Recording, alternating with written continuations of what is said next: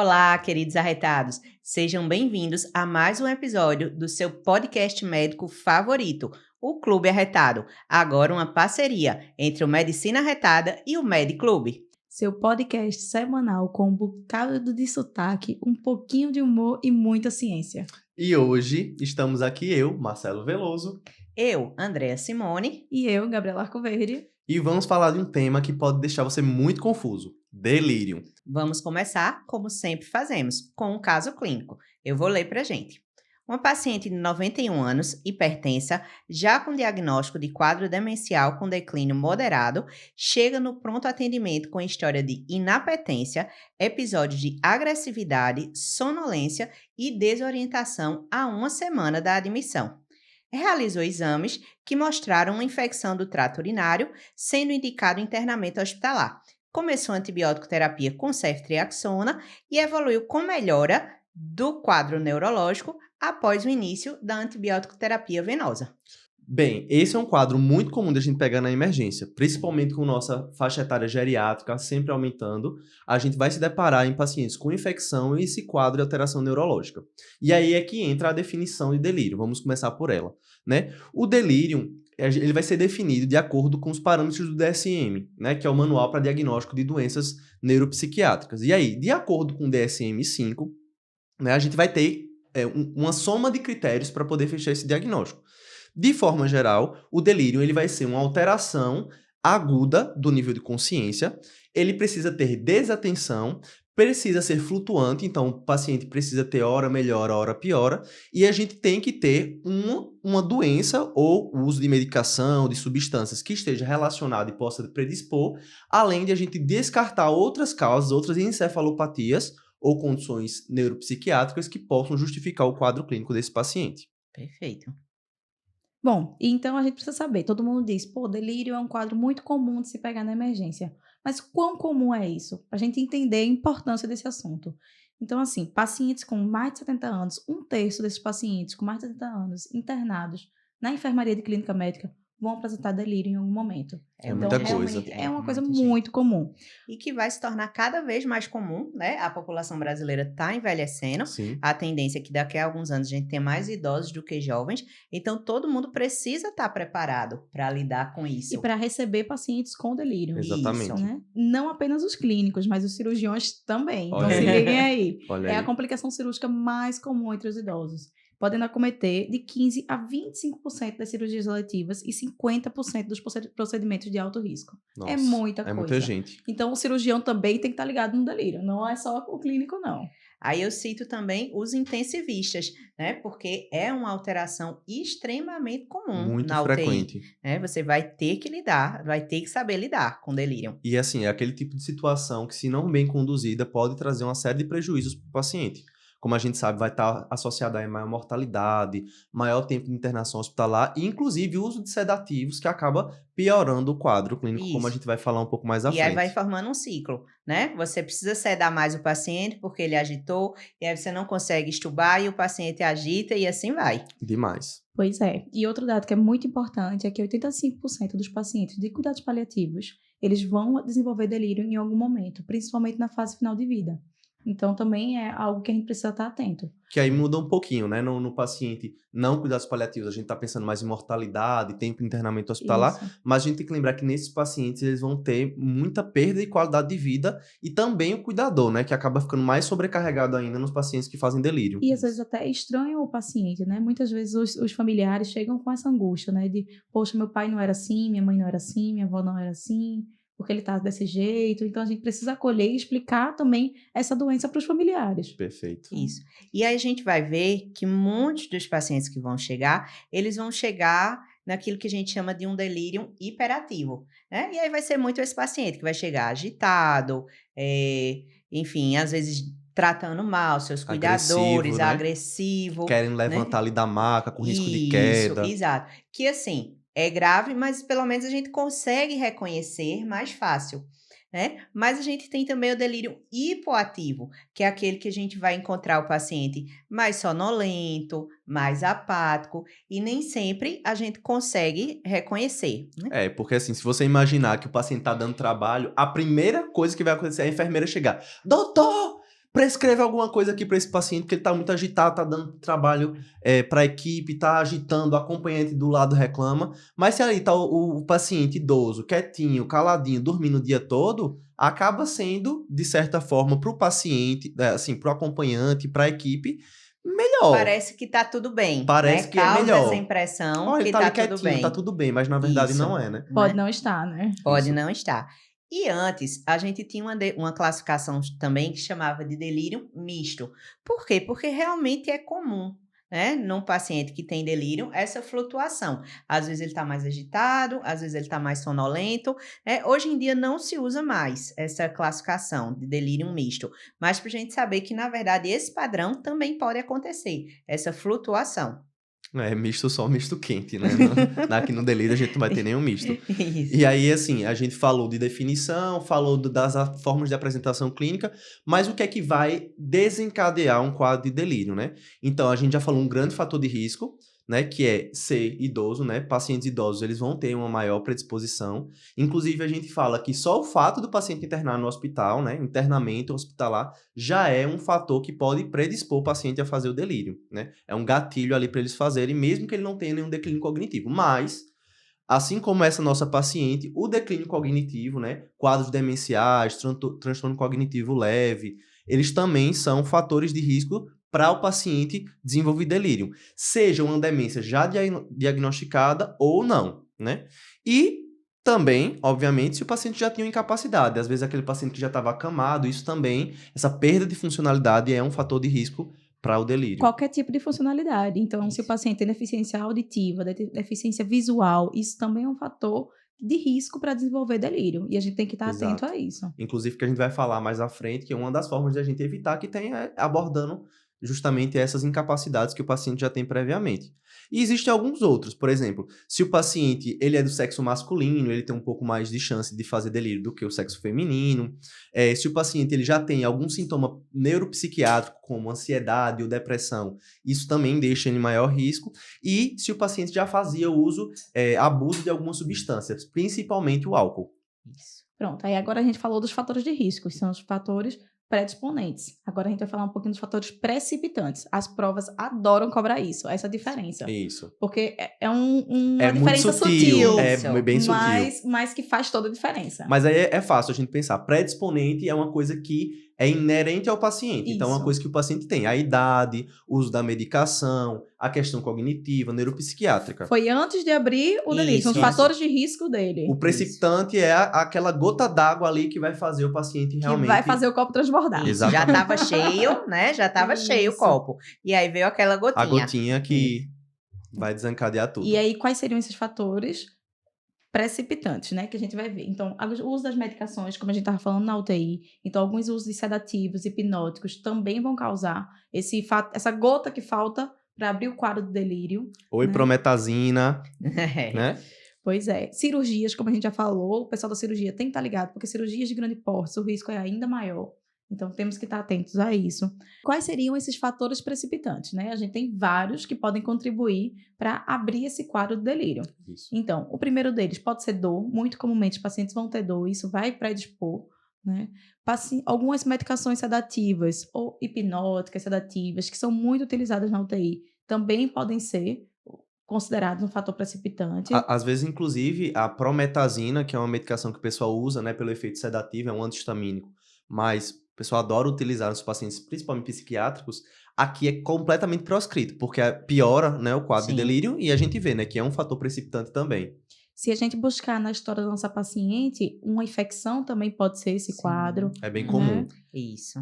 Idosos também que têm mais comumente anemia também podem ter esse quadro. E o quadro de anemia, você descobrir ele por conta de um delírio, Sim. Isso. também é importante. Se o paciente já tiver alguma doença crônica, ele pode ter uma exacerbação da Exacerbação, doença, né? Uma exacerbação aguda da doença crônica, e também pode ser aberto com um quadro de delírio. Um IC, um Isso. DPOC, vai exacerba e abre delírio. Ou seja, sempre que o paciente tem delírio, é importante a gente fazer uma varredura nele, Isso. né? Veja, anemia, Fazer o checklist isso, e ir procurando. dor num paciente que muitas vezes não vai conseguir Isso. expressar, Dizer que é dor. né?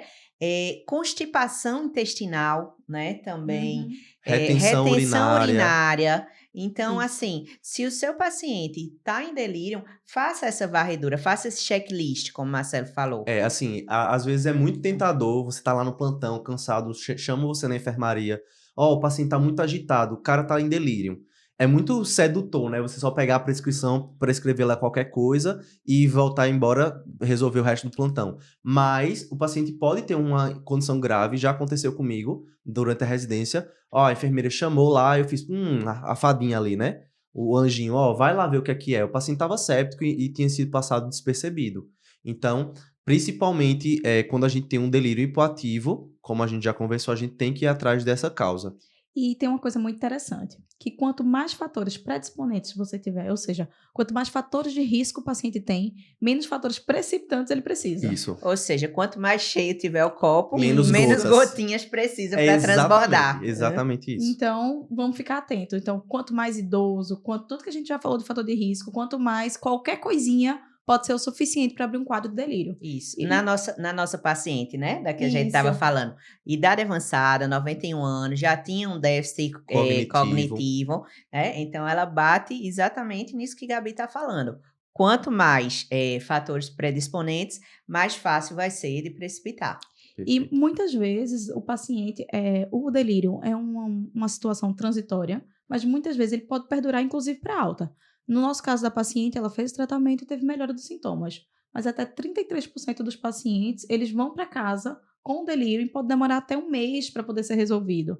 E isso é importante para a gente acalmar o coração das famílias, né? Isso, às vezes, não vou levar meu pai para casa assim, ele não chegou agitado, ele não chegou sonolento assim, mas se a gente não explicar para o familiar que, inclusive, essa internação, né, aquele enclausuramento num quarto branco, que você não sabe o que é dia, o que é noite, as pessoas conversando ali o tempo todo, barulho, se a gente não tira o paciente desse ambiente, a gente provavelmente não vai conseguir tirar ele de delírio. Isso. Então, geralmente o paciente vai melhorar realmente só depois da alta. Talvez o melhor tratamento seja a alta hospitalar, né? Se chegar no seu ambiente, chegar na sua família, com certeza vai contribuir demais para a melhora.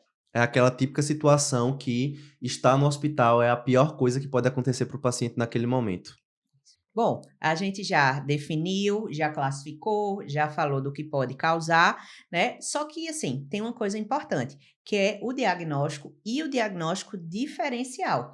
Porque, na verdade, são coisas que estão ali muito juntas, né? A gente precisa descartar que seja só um quadro demencial em evolução, que seja uma depressão, principalmente quando é um delírio hipoativo, ou quando forem síndromes psiquiátricas que o paciente já tinha, mas que não tinha ainda havido diagnóstico. Surto psicótico, né? Pode se manifestar como um delírio hiperativo, né? Isso, Confundir ali. né? Episódios de mania. Episódios de mania. Tem um paciente que é assim, a Andrea pega todo dia, e é sempre a dúvida na enfermaria, que é o paciente com doença hepática crônica. Isso. Ele tá fazendo delírio ou tá fazendo encefalopatia hepática? É bem isso, difícil né? também na prática, né? Então, o diagnóstico, ele é clínico do delírio, mas a gente pode usar scores que vão nos ajudar nesse diagnóstico diferencial. Na triagem. E aí, assim, uma coisa que tu falou que eu não comentei anteriormente é isso, assim, se o paciente ele já tinha uma perda cognitiva, já tinha um déficit de atenção antes, isso não é delírio, né? Para ser delírio tem que ser agudo Isso. e para ser delírio tem que afastar as outras causas Isso. orgânicas e neuropsiquiátricas. Isso. Agora, nada impede que ele tenha os dois. Isso. Né? Que ele tenha já um quadro demencial e, por algum fator, ele abriu, ainda por cima, o quadro de delírio. É como se fosse uma demência agudizada, né? Uma insuficiência cerebral, né? Agudizada. É isso aí. Isso. Tá, e quais seriam esses, assim, eu sei que existe um monte, né, de scores pra gente triar, se é na UTI tem um, se é na enfermaria tem outro. Como é que é isso aí? Bom, primeiro a gente tem que entender a importância dos scores. Apenas 12 a 35% dos delírios são reconhecidos. Isso é um dado, assim, alarmante. Porque a gente já notou que o delírio pode ser um alerta, um sinal de alerta para uma doença grave. Sim. Né? Então, a gente precisa saber reconhecer. E a gente tem algumas ferramentas que nos ajudam a reconhecer. A que é mais famosa, a que é mais conhecida é o CAN, né? Que existem vários CANs para várias situações. O CAN ICU. ICU. ICU. UTI, né? Desculpa, faltei as aulas de inglês. Mas enfim, vamos lá. o CAN ICU. Isso, muito bom. Que você vai usar na UTI, tá certo? Ele é bem validado, reconhecido. E bem né? prático, bem fácil de aplicar. Isso, ser aplicado à beira-leito. Mas hoje em dia a gente tem uma ferramenta que ela tá mais difundida e que ela deve ser usada preferencialmente, que é o 4AT. O 4AT. 4AT. Cada um com seu inglês aí. Me deixa com o meu nordestinês, que é melhor. Ai, tá certo. Tá bom, arretada. Bom, são divididos em 4 partes, certo? Como o nome sugere, o 4AT ele vai avaliar 4 domínios principais desse paciente. O primeiro é ver se esse paciente, o nível de alerta desse paciente, então ele vai classificar como 0 se o paciente não tiver nenhuma alteração da alerta. Se esse paciente tiver um pouco sonolento, ele também pontua 0, mas se ele já tiver claramente sonolento, ele já pontua 4.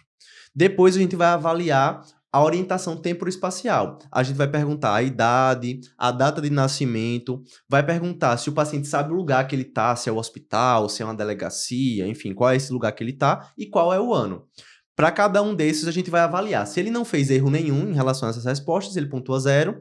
Se ele cometeu um erro, por exemplo, só a data, ele vai pontuar 1. E se ele errou mais de 2 coisas, ele vai pontuar 2. Depois, a gente vai avaliar o nível de atenção desse paciente. Então, a gente vai pedir para o paciente falar os meses do ano ao contrário. Então, dezembro, novembro, outubro, e aí a gente vai ver. Se o paciente conseguiu 7 ou mais meses, ele não pontua nada. Se ele conseguiu menos de 7 ou não quis nem começar, a gente pontua 1. E se você não consegue nem começar, você fala, diz aí, ele não fala nada, a gente já pontua 2. E... Olha, né, querendo ser, sim... Olha, eu acho que eu perdi um ponto aí, viu? Nesse de dezembro para chegar em janeiro. Na metade do ano. Né? Mas no questionário, ele coloca, você pode ajudar o paciente, assim, qual é o mês que vem antes de dezembro? Aí E o paciente você vê que são, o paciente precisa acertar 7 dos metade 12 do meses. ano. Então tá bom. Então eu zero. Ali, então junho, julho, agosto, talvez dê uma dificultada, né? Isso. Mas aí seriam só se o paciente, a partir de 7, já é considerado normal. E por último, a gente vai avaliar se essas alterações, essa flutuação é aguda ou não. Então, se ela começou nas últimas 2 semanas e ela persiste nas últimas 24 horas, a gente pontua 4 pontos. Se não, 0 pontos. E aí a gente vai somar a pontuação de cada um desses domínios individuais, e se o paciente tiver 4 ou mais, ele já é considerado, com certeza, com um diagnóstico possível de delírio. Se ele tiver entre 1 e 3, ele entra ali como um distúrbio cognitivo, e se ele tiver 0, ele não tem distúrbio cognitivo, não tem delírio, não tem nada. Então veja que a gente não precisa de muita coisa. Se o paciente tiver só a flutuação, ele já pontua 4. Se o paciente tiver sonolento, ele já pontua 4. Então é bem prático de aplicar e acaba sendo uma ferramenta bem validada e bem sensível para o diagnóstico. Mas, lembrando, é uma ferramenta de triagem. Ela sendo positiva, aí o médico vai avaliar, ver se enquadra dentro dos critérios, ou seja, se no diagnóstico diferencial não tem outras causas, e definir que é delírio. Ela sozinha não vai dar o diagnóstico, vai precisar que o médico avalie posteriormente. Por isso que é importante a gente fazer uma boa avaliação, né? Nossa anamnese, o exame físico. A gente, apesar de ser um diagnóstico clínico, a gente vai precisar pedir alguns exames laboratoriais. E aí a gente vai falar um pouquinho sobre isso agora. Sobre a anamnese, sobre o exame físico e sobre quais exames a gente pode ou precisa solicitar para esses pacientes. Bom, aí a gente vai ver na história clínica do paciente, é que vai chamar a atenção da gente para o delírio. Então, se o paciente faz alguma medicação, ou se teve alguma mudança de medicação, isso é muito importante nos idosos, se aumentou dose, diminuiu dose, trocou benzodiazepínico, isso pode predispor ao delírio, a gente precisa ver isso. Outras coisas que a gente precisa ver, se teve algum uso de álcool, como o Marcelo já tinha falado anteriormente, o paciente que faz uso de substâncias, ele vai ter uma chance maior de desenvolver o delírio. Então, se ele fez uso ou se ele suspendeu o uso de álcool, e também é importante para a gente. E buscar sempre se o paciente não tem uma dor que não está bem controlada. Que volta ali exatamente em buscar esses fatores precipitantes que a gente já tinha comentado. Porque muitas vezes o paciente idoso, demenciado, não vai dizer, olha, meu braço está doendo. Né? Ele vai abrir o quadro delírio e a gente vai ter que investigar onde é que vem a dor. E aí, isso até, assim, puxa uma outra síndrome geriátrica bem comum, que é a do idoso gemedor. Às vezes o paciente tá gemendo e você não sabe se aquilo ali é dor, se é só uma desorientação do próprio delírio, mas aí é o que eu sempre falo pros meninos lá no internato, Se ele tá gemendo e não tem como falar pra mim que é dor, a gente vai assumir que é dor e vai tratar como sendo. Se for, ele vai melhorar. Isso. Sim. Eu tive um paciente, assim, foi bem interessante. Ele gemia, já estava demenciado, não conseguia. E aí, inicialmente, ele foi conduzido, né, como uma síndrome demencial apenas, né? E aí, quando a gente começou a investigação, na verdade, ele tinha um tumor de pulmão. Nossa. E estava com muita dor, né? Então, realmente, ele estava gemendo por Por dor. dor. Dor é um negócio que a gente sempre precisa pesquisar, né, nesses pacientes. Muitas vezes é negligenciado, né? Demais. E assim, tudo bem que existe a dificuldade ali de você objetivar, né? Porque geralmente é uma coisa autorreferida, né? A gente vai aplicar ali a escala visual analógica. Mas nesses pacientes também existem outras escalas que a gente pode fazer de forma indireta para definir. Até se o paciente estiver sedado, entubado, a gente tem como definir parâmetros objetivos se ele tem risco de estar em dor ou não, né? Isso. Existem né? diversas escalas.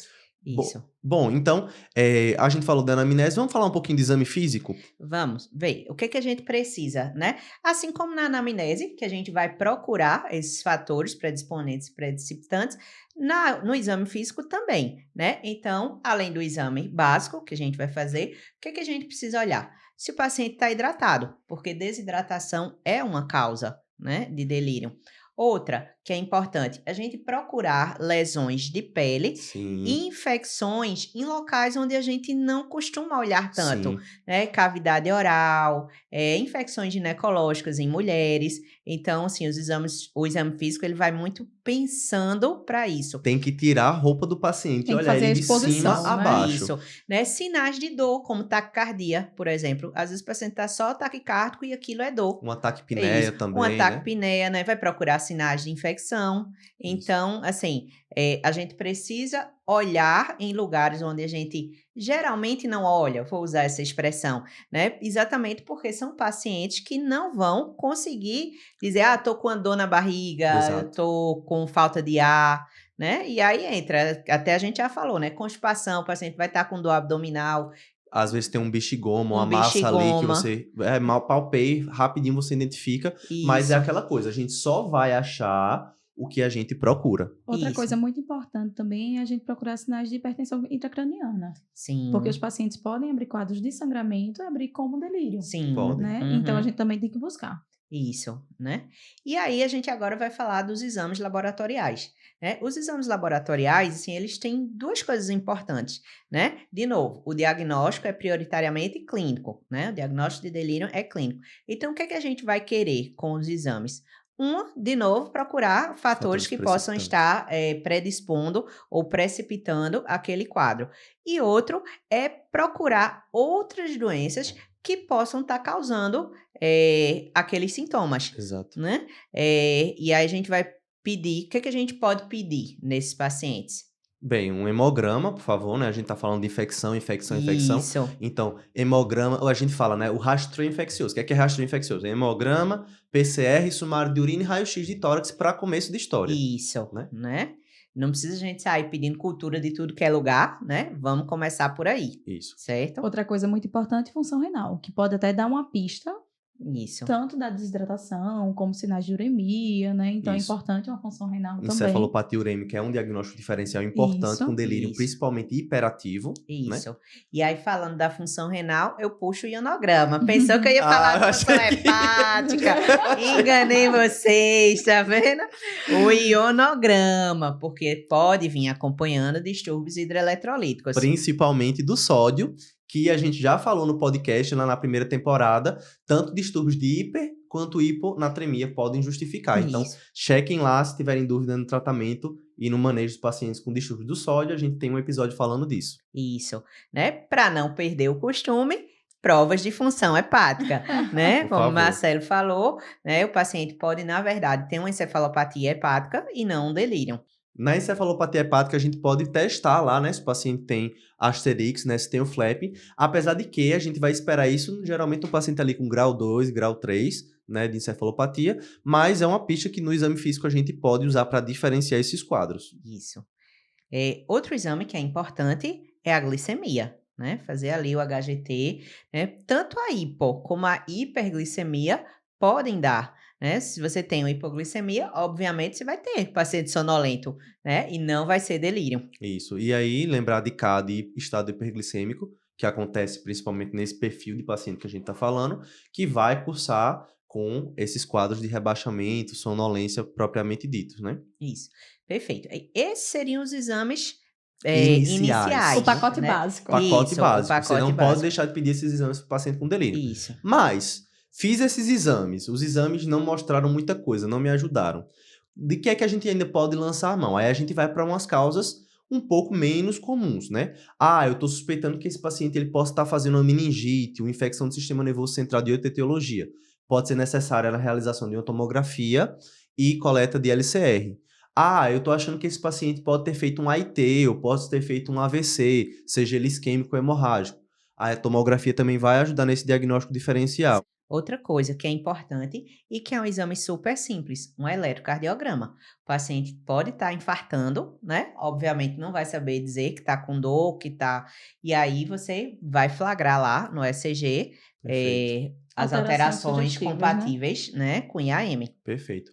A gente também pode ir atrás de distúrbios como a carbonarcose, né? Então, a gasometria ela pode ajudar a gente mostrando hipercapnia, por exemplo. E, principalmente, isso vai acontecer nos pacientes que já têm algum motivo para ter essa dessaturação. E você bota lá o cateter de O2 e taca lá o fluxômetro para cima. Pois é, né? isso. E aí, o paciente diminui a resposta bulbar, acaba acumulando demais CO2. E como vai a gente... ficar sonolento. CO2 né? Isso. deixa o juízo Né? lá. E assim, não é uma alteração incomum nesses pacientes mais idosos de DPOC, Isso. né? Isso. E aí você, né, pensando que tá fazendo Ajudando. bem, isso, né? Tá complicando a vida dele. Eu tinha um paciente assim que era uma briga com a enfermagem, porque o paciente saturava basal 80%, quando você botava 1 litro, ele ia para 90% e ficava sonolento. Pois é. Aí ficava rodando antibiótico, achando que era delírio, aí a gente viu que na verdade era a carbonarcose, né? E pra gente não esquecer, o paciente que não acorda, tá ali muito sonolento persistentemente, o paciente pode estar fazendo uma crise convulsiva, né? Na verdade, um estado de mal não convulsivo. Então ele vai ter os focos epileptogênicos ali, mas ele não vai ter a apresentação motora. E aí realmente o diagnóstico ou é com trial, você começa ali o anticonvulsivante, ou se a gente tiver disponível, que é difícil na prática, um eletroencefalograma. Esse tipo de paciente geralmente é o da UTI, né? O paciente que está entubado, que você tira a sedação, não acorda de jeito nenhum, você vai começar a pensar em delírio, mas quando você vai ver, é outra causa. Isso, e aí não é incomum que a gente comece anticonvulsivante nesses pacientes, porque aí se for um estado não convulsivo, ele pode acabar acordando. Isso, né?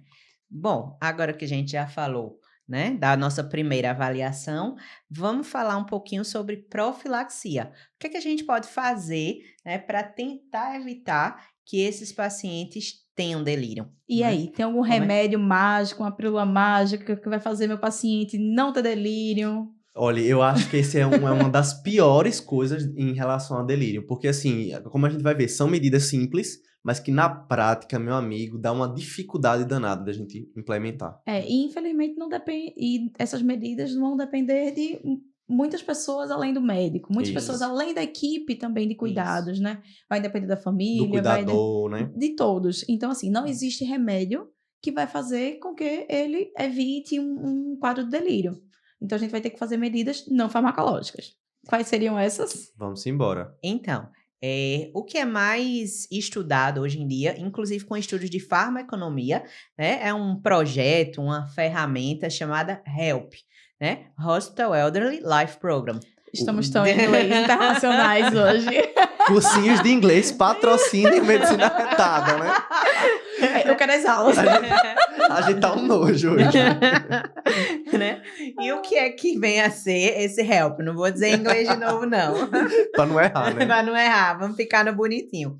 O que é que vem a ser esse programa? Na verdade, é sistematizar aquilo que a gente já sabe. Não, então, assim, você precisa de um atendimento multidisciplinar, você tem que ter toda a equipe participando, e é fazer com que o ambiente em que o idoso está seja o mais próximo possível da realidade dele, né? Trazer relógios, trazer foto de familiares. Uma roupa com cheirinho ali que ele está acostumado a ter em casa, né? Tentar à noite, né? Sem muito barulho. Na UTI isso é muito difícil, né? Mas tentar diminuir barulho após as 10. Sabe uma coisa que é importante? Aquele sinal vital de meia-noite. Se for um paciente que não esteja instável, se for um paciente já crônico, deixa o bichinho dormir. Acorda o paciente de 1h da manhã para fazer na HGT. Isso, né? Ou como aquele meme, acorde, tá na hora do seu remédio de dormir. De dormir. Né? Então, assim, são medidas simples por um lado, né? Mas Ou difíceis. Difíceis de fazer. De serem implantadas, né? Como rotina no hospital. Isso, Sim. né? Como o Gabi falou no início, trazer prótese Dentária. auditiva, prótese dentária, enfim. Óculos. É né? uma coisa que é super comum. Ele usava óculos, usa, mas ele não tá lendo aqui, mas é importante trazer o óculos do paciente. O uso de calendário também é muito importante, o paciente Perfeito. saber. Então, toda vez que alguém da equipe for visitar, seja médico, enfermeira, fisioterapeuta, técnico, estudante que vai lá para conversar com o idoso, se apresentar, dizer que dia é hoje, onde ele está, situar o idoso temporalmente. Isso, né? Muitas vezes a gente já fica naquele quarto, tanto que alguns hospitais hoje em dia já procuram botar quartos com janela, né? Fazer uma coisa friendly, mais humanizada, mas são atitudes, baratas, mas difíceis. Isso, e assim, também é importante a gente falar para o acompanhante que ele vá fazendo esse estímulo ao longo do dia, né? Então, ele gosta de tricô, leva a coisa de tricô para a mulher fazer o tricô dela lá, gosta de fazer caça-palavras, enfim, tá na hora de comer, tá na hora de fazer isso, né? Mas ele não dormiu à noite, passou a noite em claro, aí eu vou deixar ele dormir de dia. Não, tem que estimular o paciente de dia e à noite ele vai conseguir dormir. Isso. Fazer a famosa higiene do sono. Higiene do sono com o paciente internado. Exato. E uma coisa que é importante na UTI é tentar evitar o uso de sedações muito profundas, né? Ou o despertar diário nos pacientes que estiverem estáveis. Você, todo dia, né, tentar fazer esse despertar. E usar medicações que deixem o despertar mais leve, que não faça essa sedação tão profunda. Porque quanto mais sedado, mais profundamente ele sedado, mais vai ser difícil para ele conseguir acordar de uma forma orientada. Isso, e é interessante, agora durante a pandemia, a gente teve muito essa experiência e houveram vários estudos mostrando que, apesar do paciente estar sedado, o juízo dele ali, o neurônio, está disparando, então ele está sonhando. E é isso, o paciente que passa muito tempo sedado, no estado profundo de sedação, ele acaba perdendo, faz uma desconexão do que é sonho e o que é realidade. Então, a gente viu isso nos pacientes jovens. Os pacientes jovens começaram a ficar com quadros depressivos, porque começaram a fazer esse deslocamento da realidade. E entra também a questão de tentar usar sedativos que não causam um efeito hipnótico, um efeito alucinógeno, como, por exemplo, a ketamina, pode piorar delírio nesses pacientes.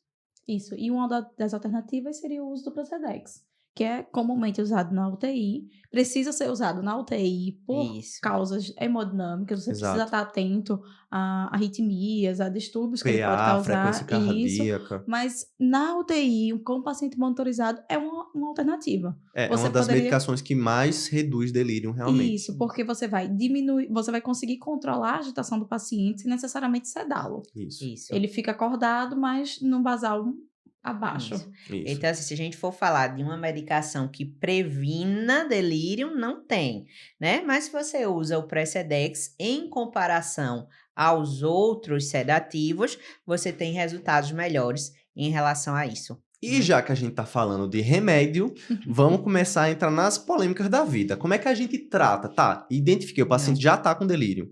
Beleza, a gente vai fazer as medidas não farmacológicas, que apesar de são profilêuticas, né? São profiláuticas e terapêuticas, mas o paciente tá lá quebrando tudo, arrancando acesso, arrancando sonda, a gente precisa intervir, porque não intervir vai aumentar tempo de internamento e complicação. Com o quê? Aí eu tenho a primeira pergunta, né? Antes mesmo de chegar nas drogas, nas medicações, a gente vai conter esse paciente? Pronto, é a grande polêmica, né? Vale a pena conter o paciente? Deve se conter? Não deve? Então, contenção física, nesse caso, a restrição física no leito. Isso. O que é recomendado da literatura? Deve ser feita a restrição física, a contenção física, se o paciente tiver causando risco a si próprio ou a terceiros. até que esse risco seja manejado e seja Resolvido. resolvido. Então, você vai usar pelo menor tempo possível. Você vai usar para aquele momento agudo, que ele vai estar causando danos para ele mesmo ou para terceiros, e depois, o quanto antes, ela vai ser retirada. Um exemplo, por exemplo, é o paciente que quer levantar da cama de todo jeito para ir no banheiro. E é um paciente que tem risco de queda. Então, ele está se colocando no risco de, por exemplo, cair, bater a cabeça, fazer um TCE ou fazer uma fratura. Então, de fato, a gente vai fazer a contenção ali, né? Igual com o estágio psicótico. A gente vai fazer a contenção física, vai fazer o tratamento medicamentoso. Quando for possível, a gente tira. E por que é tão importante a gente tirar o quanto antes? Não só porque é uma malvadeza com o paciente, né? E vai piorar esse delírio, ele está contido. E também porque vai aumentar o risco de lesão por pressão, que já vai ser outra causa de piorar delírio e ficar nesse ciclo vicioso. Então, não é isso que a gente quer. Exato. Então, podemos usar? Podemos. Mas com cautela e muito bem indicado. E são situações de exceção, tem que estar na prescrição, a enfermagem, a equipe multi e o acompanhante precisam estar bem orientados sobre isso. Isso, né? E é isso, saber a hora de tirar. Porque às vezes acontece, a gente coloca, mas esquece mesmo, né? De tirar. E vai ficando, E a gente acaba tem as arrumando consequências outros problemas para o paciente. Né? Isso. Tá, mas vamos falar do remédio, minha gente. Eu tô agoniado para falar desse remédio. Como é que a gente trata o delírio? Bom, a gente só vai precisar tratar. Também não é todo delírio que a gente vai precisar tratar com remédio, certo? Nem todos precisam. Isso. A gente vai precisar se tiver algum distúrbio perceptível angustiante, né? Ou se algum comportamento perigoso. Então, se o paciente novamente tiver agressivo, tiver causando algo que vai fazer mal a ele, a gente precisa medicalizar. Não é o paciente que chega, doutor, pelo amor de Deus, passe alguma coisa para esse paciente dormir, porque ele ficou a noite toda falando, mas deixa o coitado falar, ele não tá fazendo mal a ninguém. A gente precisa ajustar de outras formas essa higiene do sono dele. Eu tenho uma preceptora maravilhosa chamada Mayara, que ela contou uma história incrível sobre delírio no idoso. Que ela tinha uma idosa internada num contexto de cuidados paliativos, que ela no outro dia acordou dizendo que a noite tinha sido uma festa, que ela estava no navio, que tinha sido uma festa. Olha que beleza. Que essa festa estava muito agitada, muito maravilhosa. Então, assim, e ela, isso na época que ela era residente, ela compartilhou isso com a preceptora dela, e a preceptora dela disse que não precisava medicalizar. Isso. Que, assim, provavelmente ela viu a... Deixa ela curtindo a vibe dela. A confusão dos técnicos, da enfermeira, ou a agitação, e ela encarou isso como uma festa. Que beleza. Então, assim, não precisa, nem todo delírio vai precisar medicalizar. Ela não estava angustiada porque ela estava em uma festa, ela estava feliz de estar lá. Ótimo. A gente vai precisar resolver o fator precipitante quando é possível, mas nem todo sintoma vai precisar ser medicalizado. Perfeito. Isso. Mas aí entra muito a educação para o acompanhante, né? Seja um cuidador, seja um familiar, porque na maioria das vezes angustia mais quem está acompanhando o paciente do que o próprio paciente. Isso. Né? Não é incomum, ou a doutora, equipe. não dormi a noite toda, ela conversou a noite inteira. Aí a gente dá o remédio para dormir para o acompanhante. Não, brincadeiras à parte. É isso. Tá, mas ok. Tendo indicação... Vocês estão vendo que eu quero muito para escrever remédio. Tendo indicação... existe uma grande discussão de qual é a melhor medicação para ser feita, né? E aí? Como é que estamos em relação a isso? Bom, a gente sempre vai ter que pesar, né? O risco-benefício, vendo que o benefício vai ser muito maior de usar o remédio do que o risco.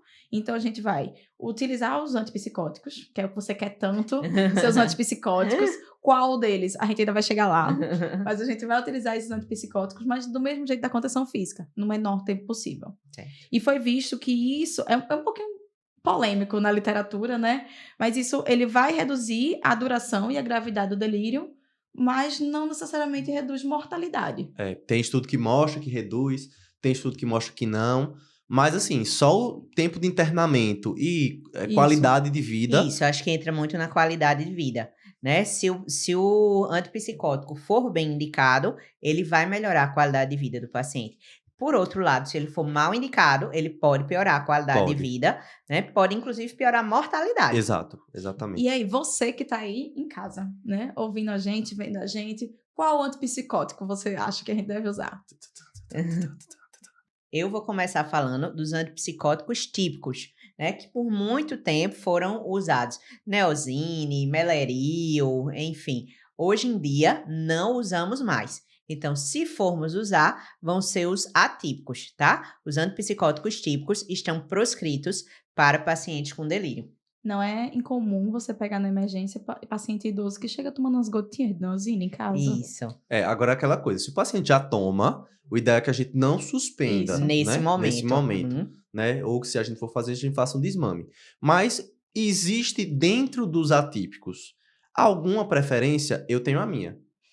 Eu também tenho. Mas os estudos não têm preferências. Então a gente pode prescrever o que a gente quiser. Se não vai ter Isso, eu diferença, posso continuar usando o meu. a gosto do freguês. Pois é, a gente sempre tem que estar atento aos efeitos colaterais de cada medicação. Algumas medicações vão ser preferíveis por ter mais efeitos colaterais, assim, algumas são mais sedativas, outras vão ter efeitos colaterais extrapiramidais maiores, e isso aí a gente vai manejando, e cada um com suas preferências. Querem compartilhar? Bem, eu sou do time quetiapina, então 25 miligramas ali não faz mal a ninguém. Principalmente porque a quetiapina, para ela ter uma dose antipsicótica, ela vai precisar de um valor, né, de uma dose muito maior, em torno ali de 150, 300 miligramas dias, mas com uma dose pequena, 12,5, 25 miligramas, a gente já tem um potencial sedativo, que é o que a gente quer, com uma baixa incidência de sintoma extrapiramidal. Isso, eu também sou do time quetiapina. Porém, qual é o problema dela? Ela é mais sedativa. Então, aqueles isso. pacientes que estão num delírio hipoativo, Não, Isso, ela é só para ali pro delírio hiperativo. Na verdade, pro delírio Geralmente é hiperativo, medicação, a né? gente não vai ter Isso. medicação para fazer. mas Isso. é sempre tá atento a isso, para Isso. esse potencial sedativo da quetiapina. Isso. É. O Aldol é o mais utilizado, né? Isso. Por ser mais antigo, E é o por que ser tem mais mais estudo. estudado. Exato. Isso, né? Outras pessoas preferem a olanzapina. Mas o que é que acontece com ela? Ela tem um tempo de meia-vida longo. Então, talvez, sim, tem estudo que mostre que seja pior? Não. Não. Mas talvez ela não seja mais indicada. E é mais cara, né? Tem uma diferença de custo.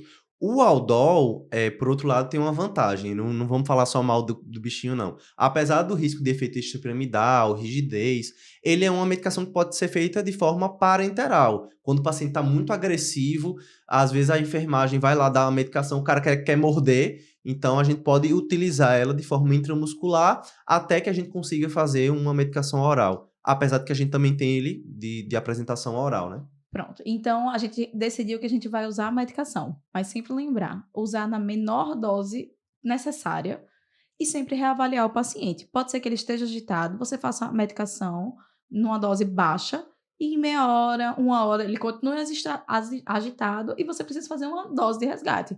Não tem problema. Ou que ele fique sonolento, mesmo com a dose baixa, e você Isso. precise suspender ou diminuir a dose. Isso. Então, todo dia é um dia. Isso, é a reavaliação diária. Beleza. Então, acho que a gente já pode lançar o desafio aí desse episódio pro pessoal de casa. Tu quer dizer, Gabi? Vamos lá, vamos preparar esse desafio que vocês já sabem, né? A gente vai ter um post no nosso Instagram esperando para a resposta do desafio. E quem acertar, o primeiro que acertar o desafio, vai ganhar 3 meses de Mediclub Massa. Muito bom. na nossa parceria para poder conferir todas as novidades que ele tem trazido. Isso. Então, a gente vai falar o desafio, o André vai falar pra gente. E aí você vai lá nesse post, vai comentar lá e você ganhando, sendo o primeiro, a gente vai entrar em contato para disponibilizar o cupom para vocês acessarem 3 meses do Mediclub totalmente free. Lembrando que nosso Instagram é o @medicina retada, o mesmo A para o medicina e para o retada. Encontra a gente lá e comenta. Diga aí, Andréa, qual é o desafio? Então, vamos lá. A pergunta é: qual o tipo de delírio com o pior prognóstico? A gente falou lá da classificação, né? Qual o tipo que tem o pior prognóstico? Vai lá, responde, né? E aproveita para seguir a gente nas outras redes sociais. A gente, além de estar no Instagram, tá no Telegram, no YouTube e no TikTok. Procura a gente. Vamos para as nossas mensagens mais importantes para casa. Mensagem número 1. O delírio é uma alteração aguda e flutuante do nível de consciência que precisa ser reconhecida. Mensagem número 2. O delírio ele pode ser hipoativo e hiperativo. Mensagem número 3. Sempre procurar e, quando possível, tratar os fatores precipitantes. Mensagem número 4. Apesar do diagnóstico ser clínico, os exames vão ajudar no diagnóstico diferencial. Mensagem número 5. A base do tratamento são medidas ambientais, mas os antipsicóticos podem ser usados em alguns casos. É isso aí, arretados. Agora estamos chegando ao final desse episódio sobre delírio. Esperamos que vocês tenham gostado, tenham aprendido bastante. E é isso. Segue a gente nas nossas redes sociais. E a gente se vê na próxima semana aqui no Clube Arretado. Cheiro! Tchau! Cheiro!